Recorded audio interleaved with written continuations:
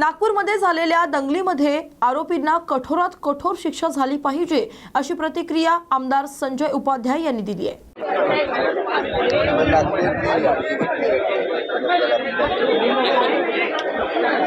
नागपुर में कल जिस प्रकार से उपद्रव हुआ, महिला कांस्टेबल के साथ दुर्व्यवहार हुआ, औरंगजेब में अपना आदर्श मानने वाले से और किसी प्रकार की अपेक्षा नहीं कर सकते। और मुंबई में भी जब इस प्रकार का उपद्रव हुआ था तो उन्होंने महिला कांस्टेबल के साथ दुर्व्यवहार किया था। कल भी नागपुर में इसी प्रकार की घटना घटी है। हिंदुओं के घरों पर चुन चुनकर हमले हुए, हिंदुओं की गाड़ियों पर चुन चुनकर हमले हुए हैं, पत्थरबाजी हुई है।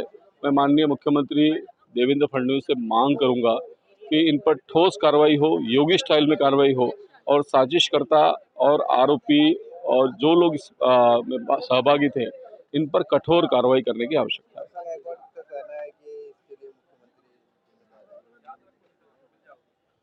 देखिए, वर्षा गायकवाड़ हो या उनके नेता हो, ये हमेशा से उपद्रवियों की, मुसलमानों की वकालत करते आए हैं और इसी कारण महाराष्ट्र की जनता ने इनका स्थान इनको बताया है। नागपुर की घटना पे कार्रवाई कल से पुलिस शुरू की है और सही साजिशकर्ता ध्यान में आने के बाद मुझको लगता है वर्षा गायकवाड़ के पास बोलने के लिए शब्द नहीं होंगे।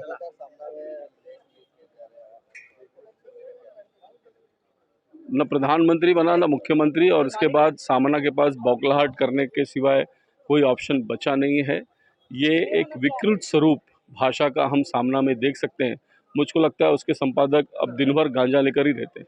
दंगली घडवून देशातील प्रमुख प्रश्नांपासून लक्ष विचलित केल्याचा आरोप यावेळी हारून खान यांनी लगावलाय। सर, नागपूरमध्ये मोठ्या प्रमाणात वायलेन्स सुरू झालाय आणि दगडफेक, जाळपोळ हे सुद्धा झालेलं आहे, काय सांगणार आहात? हे जे नागपूरमध्ये जाळपोळ आणि दगडफेक सगळं झालेलं आहे, हे सगळं मला असं वाटतं आहे की हे सुनियोजित आहे। आणि या महाराष्ट्रामध्ये तर आता आपला जो बजेट चालू आहे आणि ह्या बजेट सेशनचा जो लक्ष आहे, लोकांचा जो लक्ष त्याच्यामधून विचलित करून ह्या सगळ्या मुद्द्यावर घेऊन यायचं आणि हिंदू मुस्लिम करायचं, हे सगळं चाललेलं आहे। विरोधक जे आहे ते वारंवार दर दिवस अधिवेशन सुरू आहे, दर दिवस पायऱ्यांवर स्वतः ते आंदोलन करतात। शेतकऱ्यांचा विषय असो, शिक्षणाचा विषय असो, तर त्याच्यावर काय वाटतं तुम्हाला? विरोधकांना आता बोलायला दिलं जातं? विरोधकांना ह्या सगळ्या जे मुद्दे आहेत त्याच्यावर बोलायला मिळतच नाही आहे। आणि मला एक समजत नाही आहे की पायरीवर बसून विरोधक तिथे जर विरोध नाही करणार तर दुसरा कोण करणार?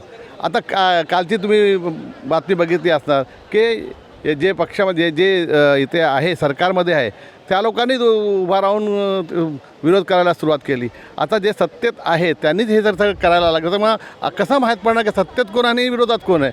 जो विरोधांचं काम आहे, विरोधकांचं काम आहे, तो सत्तेवाले करत आहेत। आणि सत्तेवाले जर इथे पायरीवर उभे राहून जर हे सगळे विरोध दर्शवायला लागले तर लॉ अँड ऑर्डर कुठे राहणार आहे?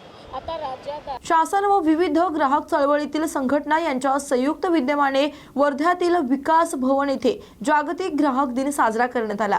या कार्यक्रमाला वैशाली गजभिये, अध्यक्ष जिल्हा ग्राहक तक्रार निवारण मंच, विवेक देशमुख, सचिव जिल्हा विधी सेवा प्राधिकरण, संजय मसंद, सदस्य जिल्हा ग्राहक तक्रार निवारण आयोग तसेच अनिल तोष्णीवाल सह इतर मान्यवर उपस्थित होते। यावेळी कार्यक्रमाला प्रमुख वक्ते म्हणून अजय भोयर, सचिव अखिल भारतीय ग्राहक कल्याण विदर्भ शाखा व ॲडव्होकेट प्रीती साहू, विधी सल्लागार यांची उपस्थिती होती। तसेच यावेळी मोठ्या संख्येने नागरिकांची देखील उपस्थिती होती।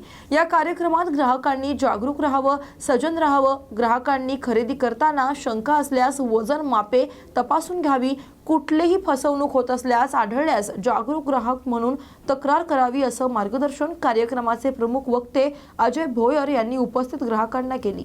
आज शासनाच्या वतीने जागतिक ग्राहक दिनाचा कार्यक्रम विकास भवन वर्धा येथे पार पाडण्यात आला आणि या ठिकाणी बऱ्याच मोठ्या प्रमाणामध्ये ग्राहक उपस्थित आहे। आणि या ठिकाणी मी हा प्रश्न मांडला की गेले 41 वर्ष होऊन गेलेले आहे। 24 डिसेंबर 1986 रोजी ग्राहक संरक्षण कायदा आला, पण 41 वर्षाचा कालावधी होऊन देखील ज्याप्रमाणे ग्राहकांमध्ये जागरूकता पाहिजे ती जागरूकता मात्र अजूनही निर्माण झालेली नाही आहे। ग्राहकांमध्ये उदासीन भूमिका आहे, शासनामध्येच आहेत, कारण की फक्त 24 डिसेंबर आणि 15 मार्च हे दोनच दिवस फक्त ग्राहक दिनाचे कार्यक्रम शासन स्तरावर घेतले जाते।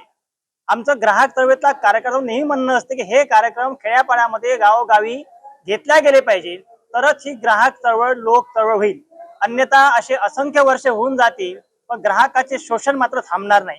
जर ग्राहकांचे शोषण थांबवायचे असेल, जागृती वाढवायची असेल, तर त्याकरता जाणीवपूर्वक शासन स्तरावर आणि जे काही ग्राहक चळवळीतले कार्यकर्ते आहेत त्यांनी एकमेकांच्या हातात हात घालून हे काम केलं तरच खऱ्या अर्थानं ग्राहक दिन आपण साजरा केला असं म्हणता येईल. हो, ग्राहक संरक्षण कायदा 41 वर्ष होऊन गेले येऊन तरी ज्याप्रमाणे जागृती ग्राहकांमध्ये पाहिजे तशी झालेली नाही आणि म्हणूनच इतक्या वर्षानंतर सुद्धा ग्राहकांचे शोषण सुरूच आहे. जर त्याला खरोखर पायबंद घालायचा असेल तर शासनाने जाणीवपूर्वक यासाठी प्रयत्न करणं गरजेचं आहे. महागाव तालुक्यात चिलगव्हाण या गावातील शेतकरी सरपंच साहेबराव करपे पाटील या शेतकऱ्यानं आपल्या पत्नी व 4 अपत्याला घेऊन वर्धा जिल्ह्यातील पवनार दत्तपूर येथे सामूहिक आत्महत्या केल्याची घटना घडली आहे. शहीद शेतकरी साहेबराव करपे पाटील आणि त्यांच्या कुटुंबियांच्या शेतकरी आत्महत्येचं स्मरण व सर्जक म्हणून त्यांनी याचा त्याग केलाय. तर बलिदान व्यर्थ न जाव याकरिता स्मृतीप्रित्यर्थ सामूहिक श्रद्धांजली देण्यासाठी पुसद येथे अहिंसात्मक मार्गाने 1 दिवसीय उपवास ठेवून अन्नत्याग आंदोलन करण्यात आलं. अन्नत्याग आत्मक्लेश आंदोलनात मोठ्या संख्येने शेतकरी सहभागी झाले होते. आज 19 मार्च शहीद शेतकरी साहेबराव करपे पाटील यांनी 19 मार्च 1986ला संपूर्ण कुटुंबासह वर्धा पवनार दत्तपूर येथे जाऊन आत्महत्या करून तत्कालीन पंतप्रधान राजीव गांधी यांना पत्र टाकून देशातील शेतकऱ्यांची दुरवस्था जगासमोर मांडली होती. या त्यांच्या हुतात्म्याला अभिवादन करण्यासाठी सामूहिक श्रद्धांजली देण्यासाठी आम्ही 2017 पासून हे अन्नत्याग आंदोलन 1 दिवसीय उपवासाचा सामूहिक श्रद्धांजलीचा कार्यक्रम घेत असतो. शासन धोरणाच्या मुळे शेतकऱ्यांच्या या आत्महत्या होतात. कारण शेतमालाला हमी भाव नाही, सततची नापिकी, कर्जबाजारीपणा, नैसर्गिक आपत्ती आणि वाढलेलं वैश्विक तापमान आणि घटलेली कृषी उत्पादकता आणि शेतमालाला उत्पादकतेवर येणारा खर्च याचा ताळमेळ बसेना. त्यामुळे चालू खरीप हंगामामध्ये राज्यात मराठवाडा आणि विदर्भामध्ये 2706 शेतकऱ्यांनी आत्महत्या केल्याची कबुली खुद्द दस्तूर पुनर्वसन व मदत पुनर्वसन मंत्री मकरंद पाटील यांनी विधिमंडळात दिली. यावरून याची विदारकता लक्षात येते की किती भयावह विदारक चित्र या कृषीप्रधान देशात शेतकऱ्यांच्या आत्महत्येचं आहे. शेतकरी हा शासन अनास्थेला बळी पडलेला आहे आणि हे शासन धोरणामध्ये आयात निर्यातीचं धोरण आणि जीवनावश्यक वस्तू कायद्यामुळे केंद्र शासनाला अनावश्यक हस्तक्षेप करण्याची संधी मिळते. त्यामुळे शेतीला बंधनमुक्त करून शेतकऱ्याच्या शेतमालाला हमी भाव द्यावं व या होत असलेल्या आत्महत्या थांबविण्यासाठी केंद्र आणि राज्य शासनाकडून शाश्वत व दीर्घकालीन परिणाम देणारे धोरण घेण्यात यावे. अन्यथा हे शेतकऱ्याच्या आत्महत्येचं सत्र चालू राहणार व या आत्महत्या नसून प्रत्यक्ष राज्य शासन व केंद्र शासनाकडून केले गेलेल्या यंत्रणेकडून केले गेलेल्या हत्या आहेत असं मी मानतो. आणि आजच्या या दिवशी आमच्या या संवेदना केंद्र आणि राज्य शासनापर्यंत पोहोचावं याच उद्दिष्ट हेतूने आम्ही हे सामूहिक श्रद्धांजलीचा कार्यक्रम घेत असतो. नागपुरात शांत आहे, कोणीही भडकाऊ भाषण करू नये, आमदार रईस शेख यांचं आवाहन. सर, नागपूरची घटना घडली होती त्याच्याबद्दल आपली काय प्रतिक्रिया? नाही, आता नागपूर शांत आहे आणि मी मीडियाला, नेत्यांना, सर्वांना नम्र विनंती करतोय की आता आपण भडकाऊ भाषण किंवा प्रतिक्रिया देताना संयम वागावा. आणि आज नागपूरमध्ये सगळं शांत आहे. जे लोकांनी कानून हातमध्ये घेतलं होतं त्यांच्यावर कारवाई होत आहे. तर आता आपण पुढे जाऊन राज्यामध्ये शांतता कशी राहावी याच्यासाठी काम करायची गरज आहे. सत्ताधारी म्हणतात की सुनियोजित होतं. बघा, तो नियोजित होता नाही होता हे रिपोर्टमध्ये येईल. आता आपल्याला काय करायचं, आपल्याला तिथे शांतता ठेवण्यासाठी सर्वांनी प्रयत्न करायची गरज आहे. आपण काय आव्हान करणार? मी सर्वांना आवाहन करेन की एकमेकांना आदरपूर्वक वागा. महाराष्ट्रामध्ये जी पुरोगामी विचारधारा आहे शाहू फुले आंबेडकरची, तीच आपल्याला राबवायची आहे. आणि आता आपल्याला मूळ जे प्रश्न आहेत राज्याचे त्याच्याकडे आपल्याला लक्ष द्यायचं आहे. सरकारचे मंत्री सभागृहात किती वेळ थांबतात? देशात जे चाललंय त्याची काही गंभीरता राहिली नाही असं वक्तव्य आमदार आदित्य ठाकरे यांनी केलंय. पहली बात तो यही है कि विज्ञान की जीत है और दूसरी चीज़ पब्लिक प्राइवेट पार्टनरशिप्स की इसमें ताकत दिखती है. स्पेसएक्स और नासा सभी चिंतित थे कि सुनीता विलियम्स और जो दूसरे भी थे एस्ट्रोनॉट, वो दोनों 9 महीने लगभग थे, गए थे 4 दिनों के लिए और 9 महीना रहना पड़ा. आज सुकून मिला उनको स्प्लैश डाउन करते हुए देखते हुए. I think as Indian, of course, as the human race, we should be all proud that this is the story of human ambition. और कहीं ना कहीं हमारे देश में भी विज्ञान पे बातें बढ़ती जाए, रिसर्च पे बातें बढ़ती जाए और हमारी राजनीति भी थोड़ी ऐसी चीज़ों पे फोकस करे तो अच्छा होगा.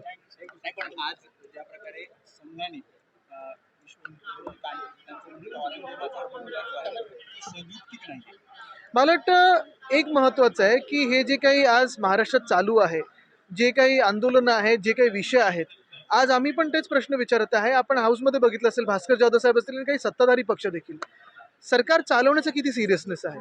कारण ना मंत्री बसत आहेत, जास्ती करून जे खात्याचे मंत्री आहेत मागण्यांवर बसत नाही आहेत, ऐकत नाही आहेत कोणी, जे काही कुठच्याही बाजूचे आमदार बोलतात त्याच्यावर. विषय एक भलतीकडे चाललेला आहे. देशामध्ये जी परिस्थिती आहे, बेरोजगारीची असेल, महागाईची असेल, सेन्सेक्स पडतोय, पण ह्याच्यावर भाजपचं असेल किंवा ह्या काही त्यांच्या अंगीकृत संघटना असतील, त्यांचं एवढंच मस्त असतं की आज हे खोदूया ते खोदूया, पण पुढच्या विषयावर कोणी विचार करत नाही आहे, भवितव्यावर विचार कोणी करत नाही आहे. आणि म्हणून संघाने पण जे सांगितलेलं आहे, संघाचं भाजप तरी ऐकतंय का हा प्रश्न आहे. आज जर काही खरंच ती कबर खोदून काढायची असेल तर प्रधानमंत्र्यांच्या एका फोन कॉलवर होऊ शकतं. पण हे सगळं केल्यानंतर किंवा करण्याच्या वेळी माझा आग्रह असेल की भाजपचे जे मंत्री आहेत, भाजपचे जे नेते आहेत, त्यांच्या मुलामुलींना बोलून घ्या, जे परदेशी शिकतात किंवा व्यवसाय करतात त्यांच्या मुलामुलींना बोलून घ्या आणि ह्या आंदोलनात सर्वात पुढे ठेवा. बरोबर आहे, पण संघाचं काही प्रेशर किंवा संघाचं भाजप आणि महाराष्ट्र भाजप तरी ऐकतंय का? कारण त्यांचे मंत्री तरी भलतं काहीतरी बोलतात. खोटे कागदपत्र तयार करणाऱ्यांविरोधात MPDA अंतर्गत कारवाई होणार असल्याची माहिती दीपेश म्हात्रे यांनी दिली आहे. 65 बेकायदा बांधकाम प्रकरणी साई गॅलेक्सी या इमारतीचे बिल्डर शालिक भगत याचा अटकपूर्व जामीन अर्ज न्यायालयानं फेटाळलाय. 65 बेकायदा बांधकाम प्रकरणात संबंधित बिल्डरांनी खोटे कागदपत्र तयार करणाऱ्या टोळीवर MPDA कारवाई होणार असल्याची माहिती शिवसेना ठाकरे गटाचे जिल्हा प्रमुख दीपेश म्हात्रे यांनी दिली आहे. या 65 इमारतींच्या प्रकरणामध्ये जो तहसीलदार कार्यालयाच्या माध्यमातून गुन्हा दाखल करण्यात आला होता, या गुन्ह्यामधले आरोपी आहे त्यांचा काल अटकपूर्व जामीन फेटाळण्यात आला आहे. मी कालच जे पराग मनेरे साहेब यांची भेट घेतलेली आहे. मी त्यांना स्पष्ट सांगितलेलं आहे की हे जे आरोपी आत्ता जे आपल्याला दिसत आहेत समोर, हे खरे आरोपी नाही आहेत. यांच्या मागे मोठा आका आहे, यांची मोठी डोंबिवलीतली ही जी गँग आहे तिला पकडण्यासाठी पोलिसांनी याचा सखोल तपास करावा, फॉरेन्सिक एव्हिडन्स घ्यावे आणि हे जे बिल्डर आहेत यांच्याकडनं यांनी पेपर्स कोणाकडनं बनवून घेतले, यांचा मुख्य आका कोण आहे आणि तो कुठे बसला आहे याची सगळी माहिती पोलिसांनी तपासामध्ये घ्यावी अशी विनंती मी पराग मराठे साहेबांना काल केलेली आहे. आणि त्यांनी स्पष्ट निर्देश दिलेत की याच्यामध्ये तात्काळ कठोर कारवाई आणि याच्यामध्ये NPDA कसं लावता येईल, ज्याच्यातनं या गुन्हेगारांना बेल होणार नाही, अशा पद्धतीने ही कारवाई सुरू आहे. सालिम भगत हा लोकांना आता बळीचा बकरा करण्याचं काम चालू आहे का याच्यात काहीतरी आरोपी दाखवायचे आणि हे केस कुठेतरी थंड करायची. परंतु माझी पोलिसांना विनंती आहे की याच्यामधले मुख्य सूत्रधार जे आरोपी आहेत, जी डोंबिवलीची गँग आहे, यांना लवकरात लवकर जेलमध्ये टाकण्यासाठी पोलिसांनी प्रयत्न करावा आणि त्यांना लवकरात लवकर जेलमध्ये टाकलं तर या 65 इमारतीतील लोकांना, रहिवाशांना न्याय मिळेल. 2 महिन्यावर औरंगजेबचा पुतळा हटवण्यासाठी राज्यभरात आंदोलनं सुरू आहेत. फक्त नागपुरात औरंगजेबचे समर्थक यांनी अफवा फैलावत वातावरण पेटवले. तसंच या घटनेचा विश्व हिंदू परिषदेने आता निषेध व्यक्त केलाय. सर्वांवर कडक कारवाई झालीच पाहिजे. तसेच संभाजी महाराजांवरती अत्याचार करणाऱ्या औरंगजेबाच्या नावानुसार महाराष्ट्रात राहू नये. औरंगजेबाला मानणारा वर्ग अजूनही नागपुरात असल्याचं हिंदू संघटनांनी म्हटलंय. दल के ऊपर भी बहुत नाराज है कि जब उनके घर जलाए जा रहे थे, गाड़ियां जलाई जा रहे थे, तो बजरंग दल के लोग कहाँ थे? देखिए, जैसा अभी देवेश जी ने बताया, हम लोग, मैं खुद वहाँ पे 3 बजे तक, रात के 3 बजे तक था. जहाँ इस तरह की घटना थी, अपने लोग भी, काफी हिंदू समाज के लोग वहाँ निकले हुए थे. पुलिस प्रशासन भी अपना काम कर रहा था और लाठीचार्ज भी हो रहा था. आंसू गैस के गोले भी काफी फेंके गए.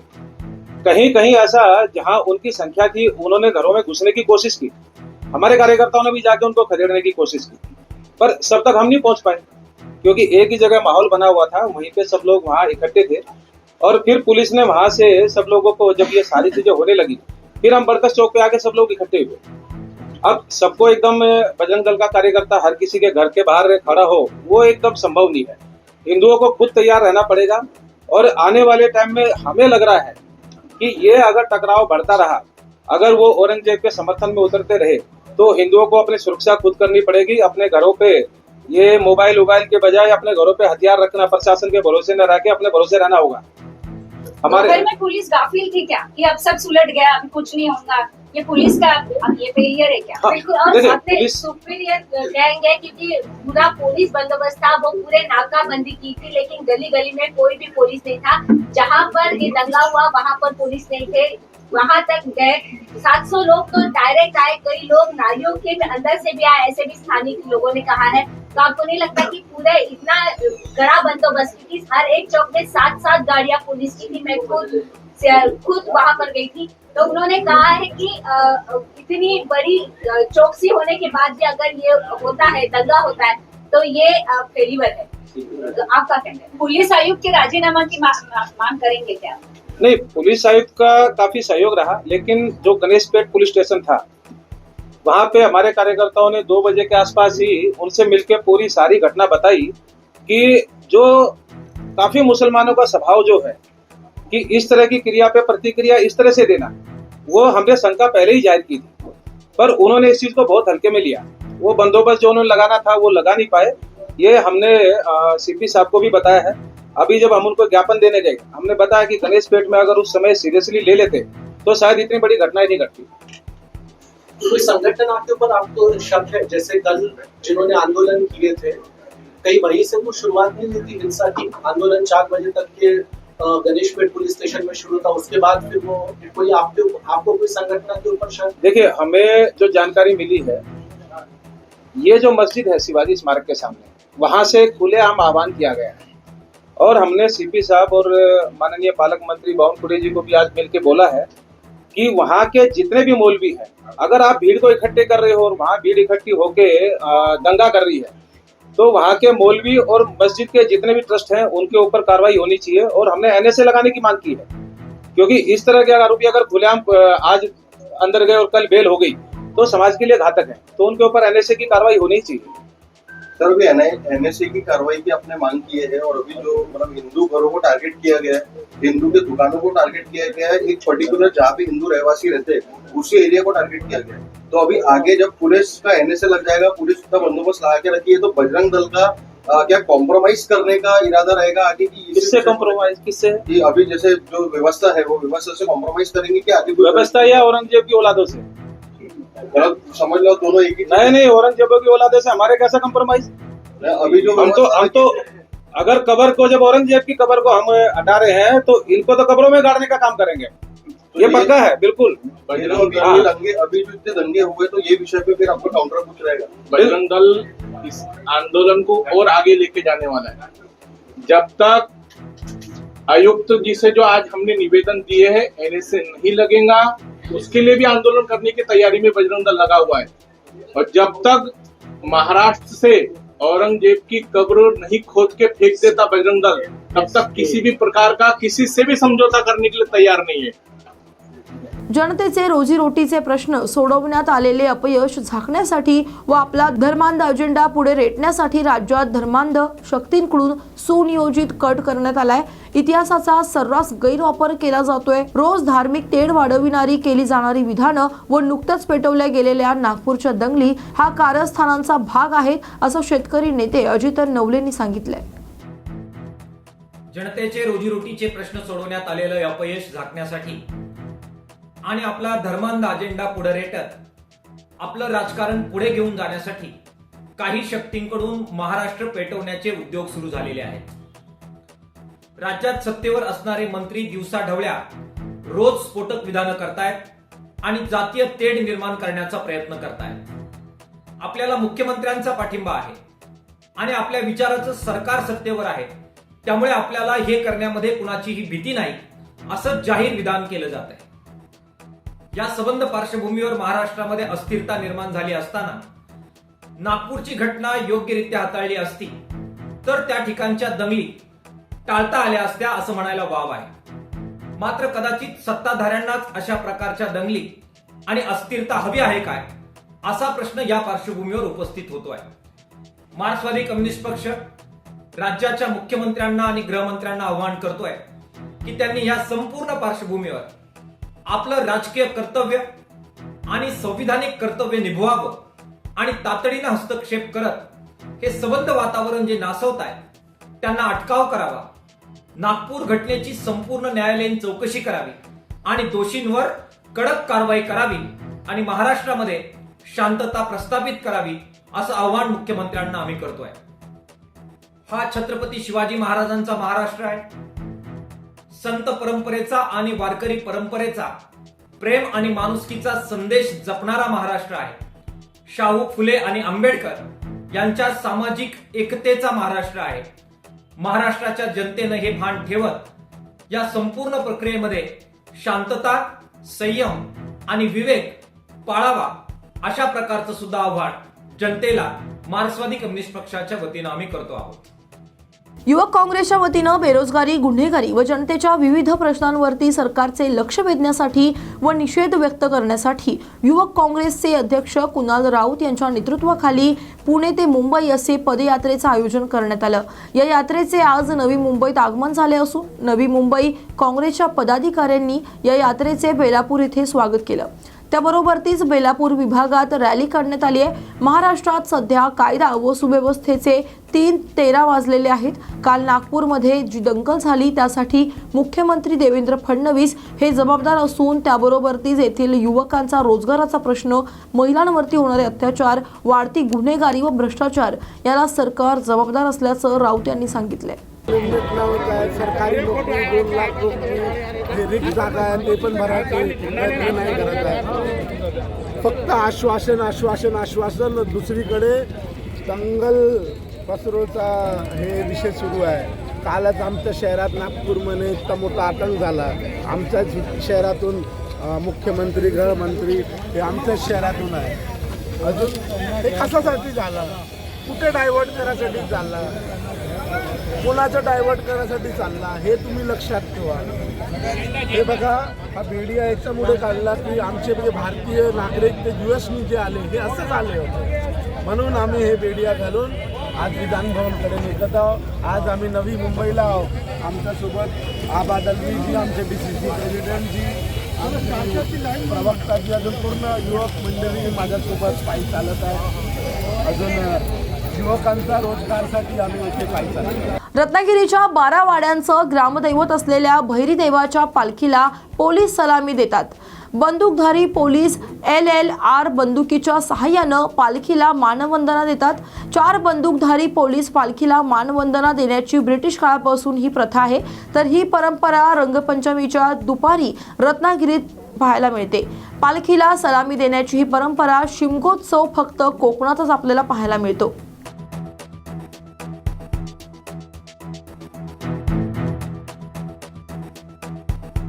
चारा आणि इतर मागण्यांसाठी गोशाळा संस्थापक कीर्तनकार भगवान कोकरे महाराज यांचं आमरण उपोषण सुरू आहे. संस्थेच्या नावावर जमीन नसल्याच्या मुद्द्यावरून सरकारनं अनुदानही थांबवलंय. चारा विकत आणण्यासाठी संस्थेकडे निधी देखील नाही.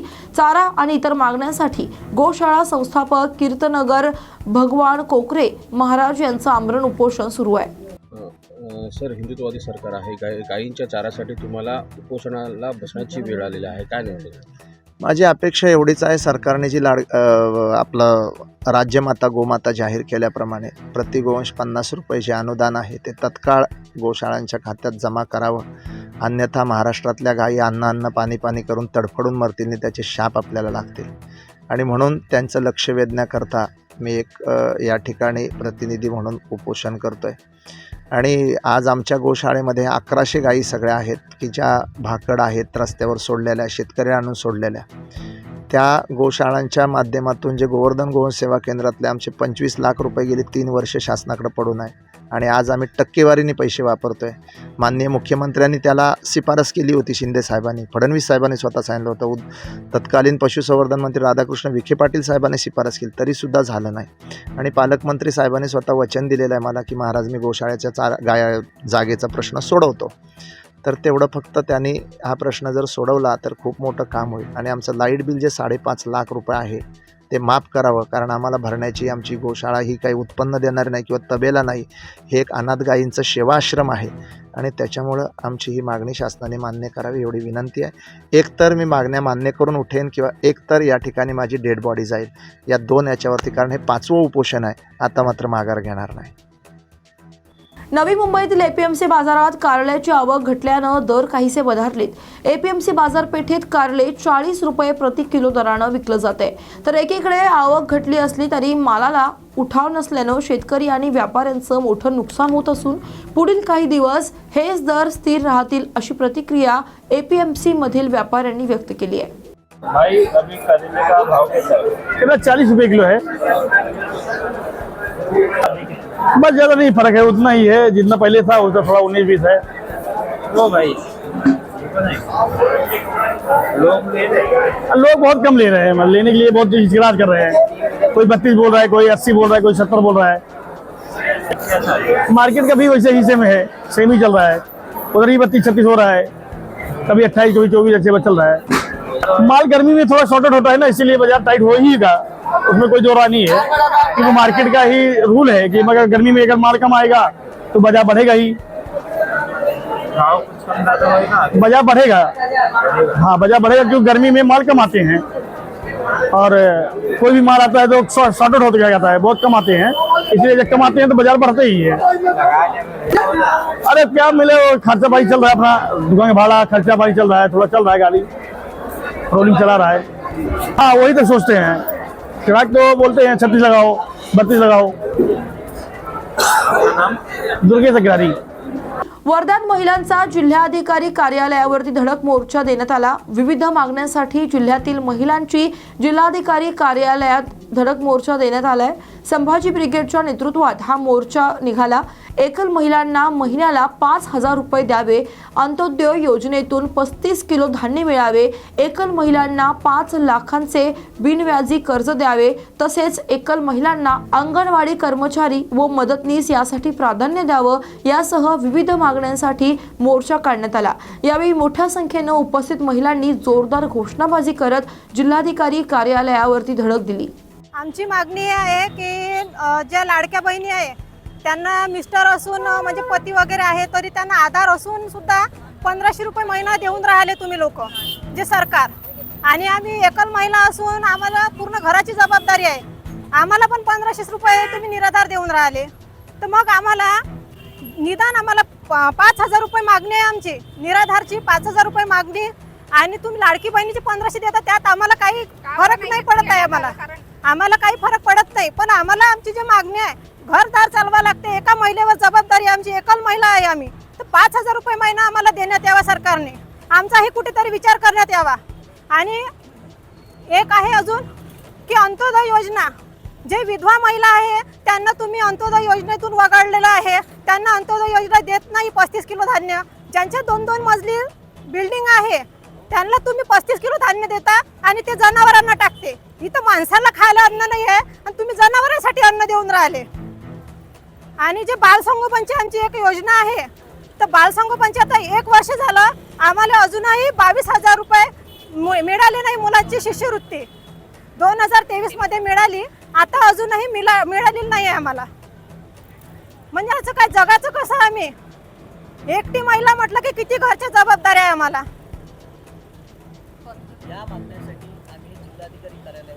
तर या सर्व आमच्या मागण्यासाठी आम्ही संभाजी ब्रिगेडच्या माध्यमातून एकल महिला आम्ही जिल्हाधिकारी कलेक्टर ऑफिस इथे आलो आहे. एकल महिला आज आम्ही इथे 40 ते 50 महिला आलो. याच्यानंतर आम्ही 500 पण महिला इथं उतरू. जोपर्यंत आमची मागणी पूर्ण होणार नाही तोपर्यंत मागं आम्ही हटणार नाही. असं आहे की ह्या सगळ्या एकल महिला आहे, विधवा व परित्यक्त्या महिला आहेत, ज्यांना पती नाही आहेत, ज्यांना यातल्या बऱ्याचशा महिला ह्या आर्थिक दुर्बल घटकातील सुद्धा आहेत. आणि अशा परिस्थितीमध्ये त्यांचा संघर्ष हा डबल होतो. म्हणजे आपल्या मुलाबाळांचं भरणपोषण करणे, स्वतःचं भरणपोषण करणे हे या महिलांसाठी अशक्यप्राय गोष्ट आहे. सरकारने निवडणुकीच्या काळामध्ये लाडक्या बहिणींसाठी महिन्याला 1500 रुपये दिले, त्याचं आम्ही स्वागतच करतो, त्याला विरोध नाही. मात्र ज्या महिला एकल आहे, ज्यांचा संघर्ष दुप्पट आहे, त्यांना सुद्धा सरकार 1500 रुपये देऊन त्यांची थट्टा या ठिकाणी करत आहे. आणि म्हणून आमचं असं म्हणणं आहे की या महिलांना दर महिन्याला 5000 रुपये निराधार योजनेतून किंबहुना आमचं असं म्हणणं आहे की सरकारने विधवा व परित्यक्त्या महिलांसाठी नवीन योजना निर्माण करावी आणि त्यामधून 5000 रुपये महिन्याला यांना मानधन द्यावं. अगोदर जसं विधवा महिलांना आशा वर्कर आणि अंगणवाडी सेविकांमध्ये त्यांना प्राधान्य देण्यात येत होतं, अलीकडच्या काळामध्ये सरकारने ते बंद केलं, ते पुन्हा सुरू करावं आणि त्या नोकऱ्यांमध्ये आमच्या विधवा बहिणींना, परित्यक्त्या बहिणींना त्या ठिकाणी त्यांनी स्थान दिलं पाहिजे. पुन्हा या महिलांना बिनव्याजी 5 लाख रुपये कर्ज व्यवसाय उभारण्यासाठी सरकारने मिळवून दिलं पाहिजे आणि विधवा व परित्यक्त्या महिलांच्या पाल्यांना उच्च शिक्षणासाठी 100% शिष्यवृत्ती सरकारने दिली पाहिजे. यासाठी संभाजी ब्रिगेडच्या माध्यमातून आम्ही आमच्या सगळ्या बहिणी घेऊन आमच्या सगळ्या बहिणी घेऊन वर्धा जिल्हाधिकारी कार्यालयावरती धडक दिलेली आहे. आज आम्ही कमी संख्येने आलो, पण भविष्यामध्ये आम्ही मोठ्या संख्येने आमच्या बहिणींना घेऊन या संघर्षामध्ये आम्ही उतरणार आहोत आणि आम्ही जिल्हाभर पिंजून काढून एक विधवा आणि परित्यक्त्या महिलांचं एक मोठं संघटन उभारून एक मोठं आंदोलन आम्ही नजीकच्या काळामध्ये उभं केल्याशिवाय राहणार नाही, असं या ठिकाणी आपल्याला सांगतोय. अशाच बातम्यांसाठी पहा न्यूज मराठी 24/7. नवा भारत, नवा विचार.